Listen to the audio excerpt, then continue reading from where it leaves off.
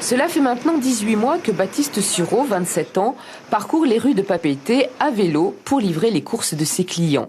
Arrivé à Tahiti avec une formation en gestion durable des territoires, il n'a pas trouvé d'emploi. Il a alors décidé de créer sa propre structure. Après une étude de marché, il a démarré son activité qu'il veut écologique et rentable. Il possède aujourd'hui un portefeuille d'une 30aine de clients. Mon emploi est viable et j'ai même réussi à embaucher une personne à mi-temps. Je ne roule pas sur l'or, non, mais ça me permet de vivre et oui, je paye des impôts et la TVA. Économiquement, ça reste compliqué, mais enrichissant au niveau personnel, donc pour moi, c'est l'essentiel. Ambiance plus feutrée chez Sandrine Lee. Cette chef d'entreprise de 35 ans, préoccupée elle aussi par l'environnement, a décidé d'inventer des sacs écologiques. D'abord artisanale, sa production est vite devenue industrielle. Ces petites poches en tissu réutilisables arrivent désormais de Chine et sont vendues dans les supermarchés de Polynésie. On est quand même accompagné, on peut demander, il y a la CCISM qui nous accompagne bien, l'ADEME qui nous donne aussi quelques indications. Je pense qu'on est quand même assez bien encadré. Après, la difficulté réside toujours dans la prospection du client. Sandrine Lee ne vit pas encore complètement de son auto-entreprise et a gardé un emploi dans la gestion. Elle a cependant déjà vendu 2000 boîtes de petits sacs et a ouvert son site internet. Baptiste Sureau, lui, a embauché à mi-temps un employé tahitien à qui il espère bientôt céder sa micro-entreprise. Armelle Merceron, bonsoir. Bonsoir. Vous êtes représentante et présidente de la commission économie à l'Assemblée et vous êtes partie prenante dans l'organisation de ce forum. Après 5 ans d'existence, pour vous, quel est le bilan de ce dispositif ?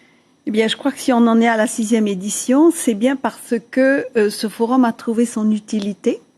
Il était le résultat de ma réflexion et notamment de la nécessité justement, on l'a vu tout à l'heure, d'accompagner les personnes qui n'ont pas d'emploi ou qui ont la fibre d'entrepreneur, mais qui se heurtent bien souvent à des difficultés pour avoir l'information, pour monter un bon projet solide, pour se consolider soi-même. Et donc, ce forum, il est justement destiné à permettre d'avoir pendant 2 jours, en un même lieu, tous ceux qui, d'une façon ou d'une autre, peuvent aider un entrepreneur à réussir son projet. Alors, plus de 1000 visiteurs ou porteurs de projets chaque année. Est-ce qu'on peut faire concrètement, est-ce qu'on a des chiffres sur la réalisation des entreprises à la sortie de ces forums ? Alors, d'abord, il faut dire qu'on s'adresse au grand public. Et donc, dans ce grand public qui vient, il y a des personnes qui ont des niveaux de maturité de leurs projets différents. Certains sont encore en train de se tâter pour se demander ce qu'ils vont faire. D'autres ont déjà réfléchi. D'autres ont peut-être déjà commencé. Donc, en fait, on prend les gens comme ils sont et ils se servent dans le menu qu'on leur offre. Mais je pense que si on arrive à maintenir le rythme d'un forum chaque année, c'est parce que justement le public et nos partenaires le trouvent intéressant et c'est la première évaluation que je ferai. Et il faut aussi dire que nos partenaires, on en a cité quelques-uns, ont des contacts pendant ces 2 journées, ne traitent pas du problème la plupart du temps, sauf si ce sont des petites informations, mais ils prennent des rendez-vous. Et après, il y a un travail qui se fait en continu. Alors, est-ce qu'il faut avoir un dossier bien ficelé pour aller à ce forum Non. Ou justement, est-ce qu'on nous aide, est-ce qu'on aide les personnes à monter des dossiers ? Alors, on prend les personnes comme elles viennent. Certaines viennent juste demander des informations très précises. D'autres ont une idée, ont besoin de gagner leur vie, la leur et celle de leur famille. Et on va les aider à faire un travail de réflexion, se poser les bonnes questions.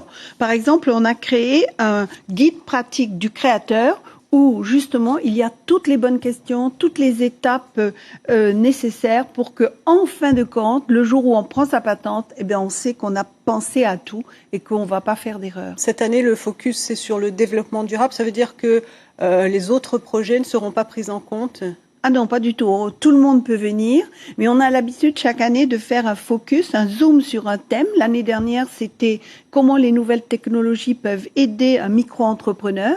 Et cette année, parce que c'est dans l'air du temps et parce que je crois beaucoup à un avenir de développement durable pour la Polynésie, j'ai proposé que l'on prenne le thème du développement durable, comment on peut, à travers une activité économique, en même temps préserver l'environnement de notre pays. Alors une dernière question, aujourd'hui, après plusieurs années de chute de l'emploi salarié, est-ce qu'il ne vaut mieux pas créer des emplois plutôt que d'inciter les jeunes à lancer leur entreprise? Eh bien, c'est justement parce qu'il y a 6 ans, moi j'avais fait ce constat qu'il fallait pas seulement penser à l'emploi salarié, mais également à la possibilité de créer son emploi, que nous avons imaginé ce forum. Donc je dirais que il faut les deux. Le tissu économique de la Polynésie a besoin de se renouveler avec des nouvelles activités qui sont liées à l'avenir et pourquoi ne pas imaginer que parmi ces micro-entrepreneurs, il y en a quelques-uns qui arriveront eux-mêmes à créer des emplois. Armelle Merceron, merci. Je rappelle que le forum débute mercredi, jeudi également à l'Assemblée. Et dès 8h. Donc je dirais qu'il faut venir dès 8h pour être dans les ateliers. Et c'est un sujet que vous développerez demain en radio, puisque vous êtes l'invité Café d'Alexandre Lequéré. Ce sera demain à 7h30. Merci.